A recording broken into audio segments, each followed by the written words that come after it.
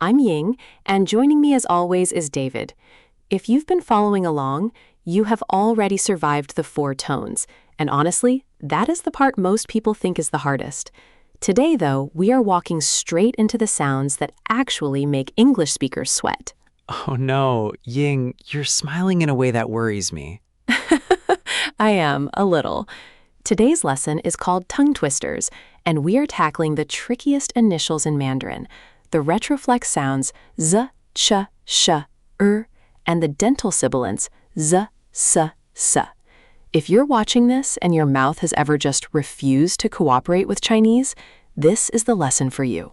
That is 100% me.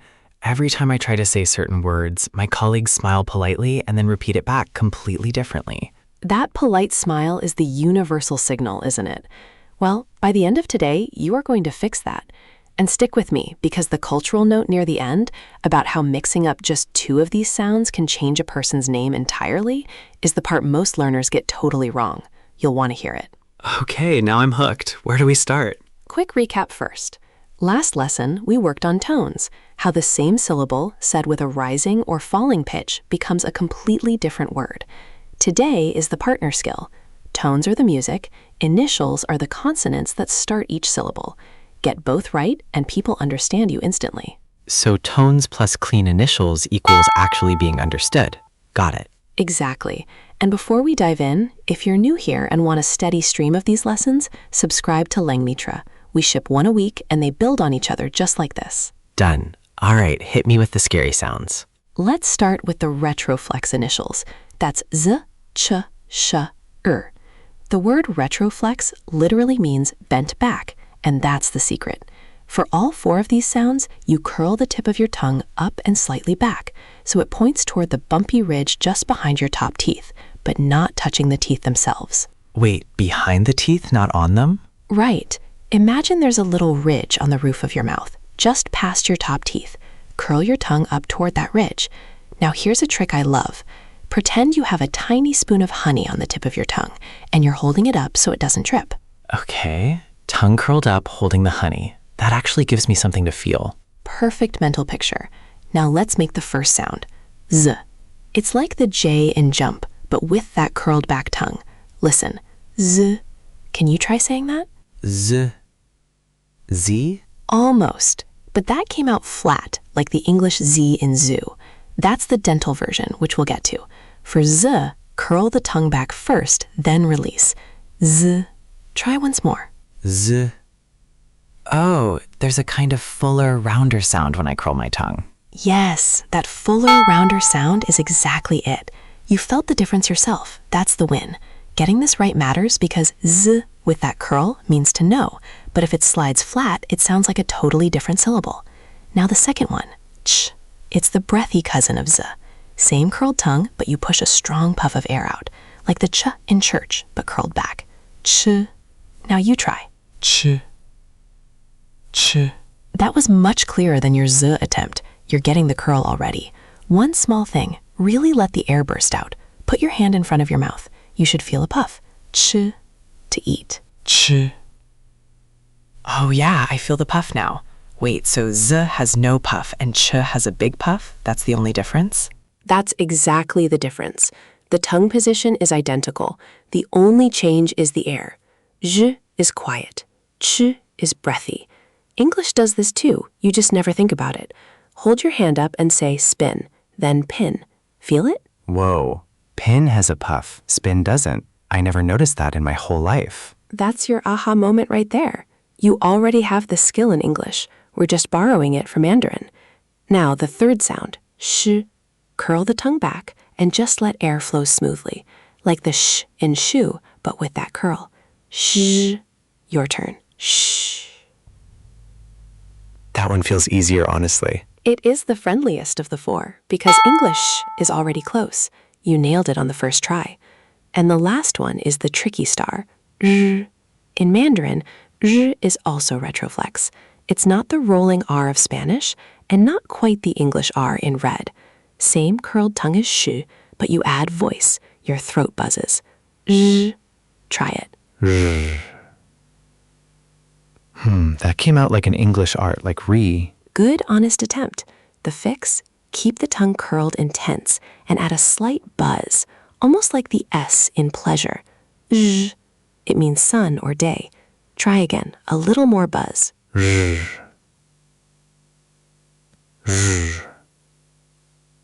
Okay, that buzz at the back, I can feel my tongue staying curled. That was a real improvement. The curl held that time. See? You're a natural with this once you stop fighting it. All of today's words live in Langmitra's vocabulary section, by the way, so you can drill these 4 exact sounds after we finish. Good, because I am going to need the repetition. Let's reinforce before we move on. I'll say all 4, you echo them back as a set.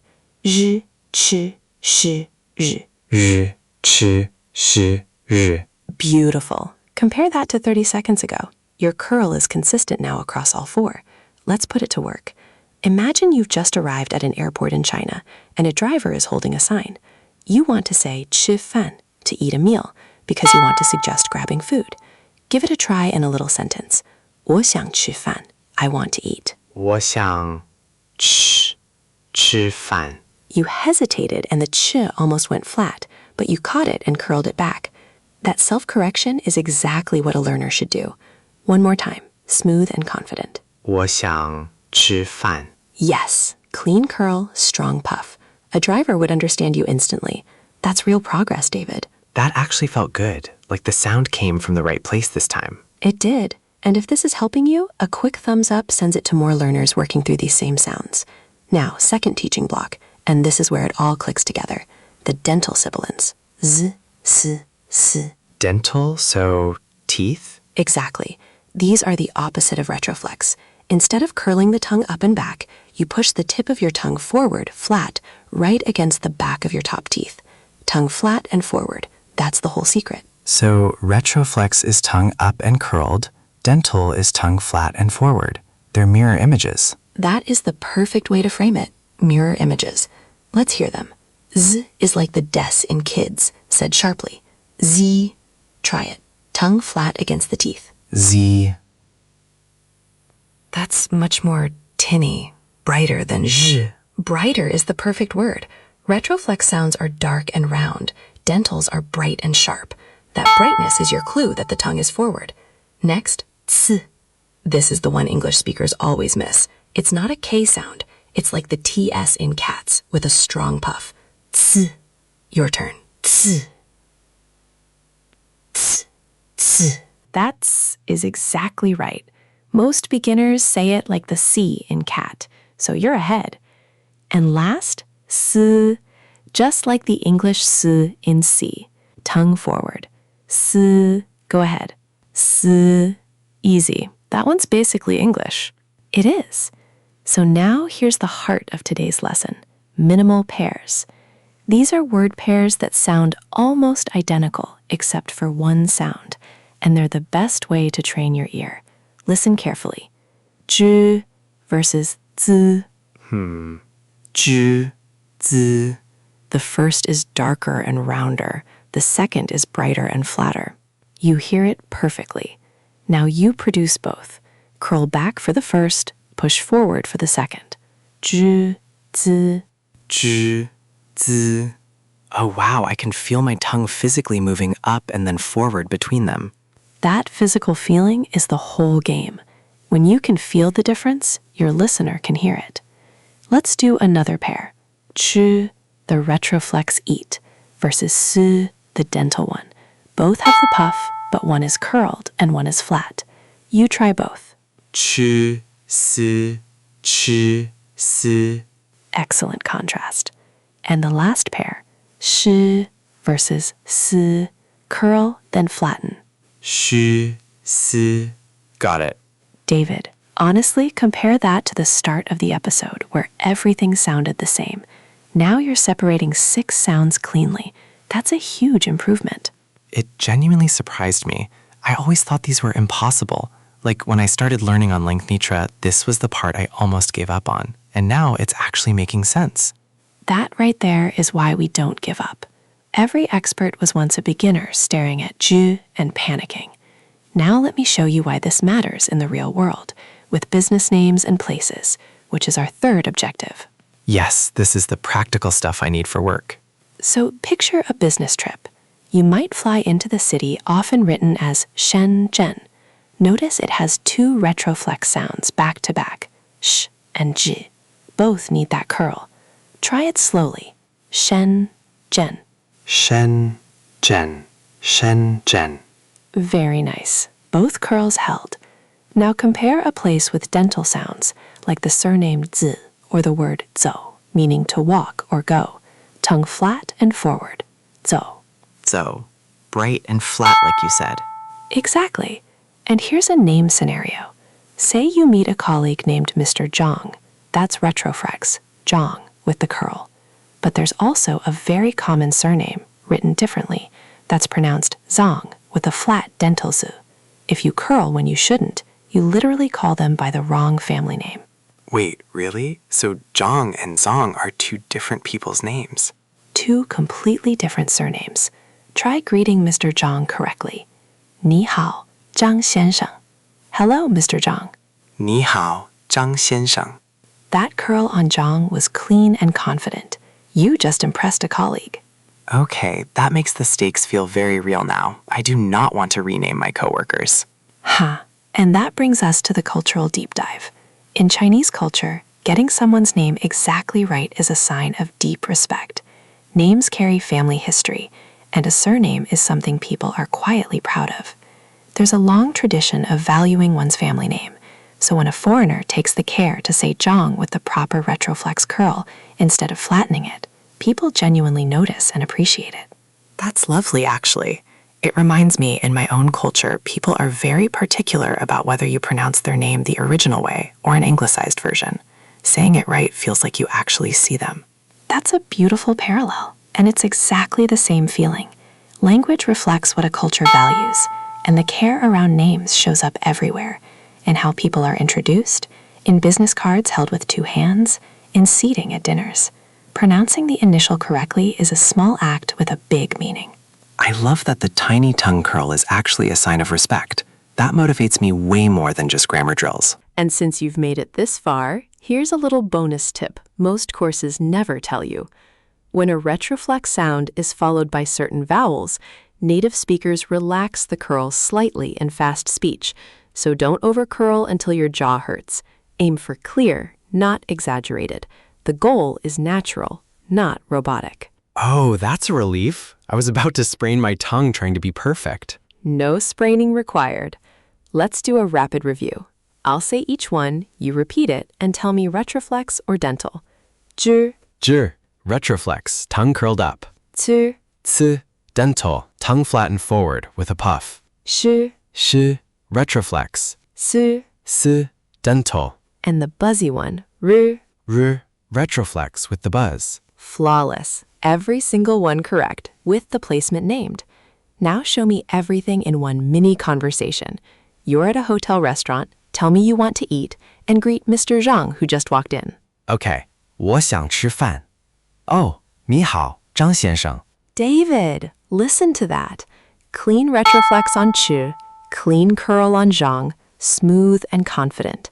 Compare that to your very first zhi 30 minutes ago. That is a genuine, measurable leap. That honestly feels amazing. Like I can hear myself getting it right, not just hoping. That's the feeling that keeps you going. Making mistakes is how we got here. Every flat sound you fixed taught you the curl. So for practice this week, here's your task. Pick 5 names or places, sort each one into retroflex or dental, and say them out loud every day.